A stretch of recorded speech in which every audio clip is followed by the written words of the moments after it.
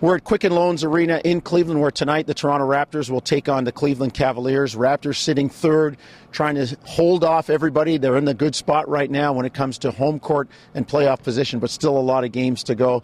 And Sherm cleared for practice now and contact in a sense, but we don't know when he's coming back into a game.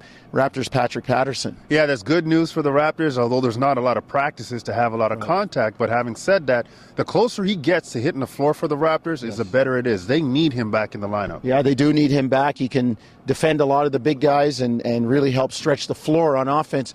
Sherm, the schedule is something we should talk about too. Raptors have a, well, as you like to put the air quotes up, favorable schedule coming up.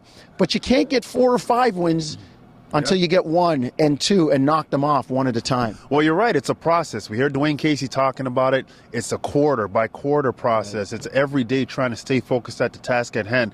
And to be honest, the Raptors aren't in a position to look past anybody. Right. They're trying to accomplish a goal. They're trying to stay where they are in the standings. How do you do that?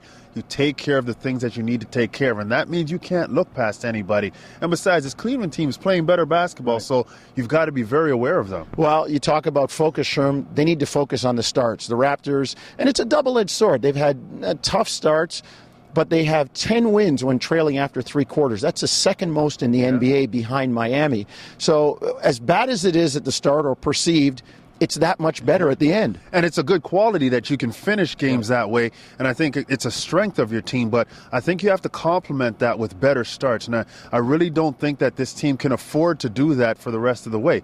Let's face it, you get to the playoffs, it becomes very significant that you establish tone early in the game. It's more of a low possession game. You've got to get quality looks early so you can build confidence in your team.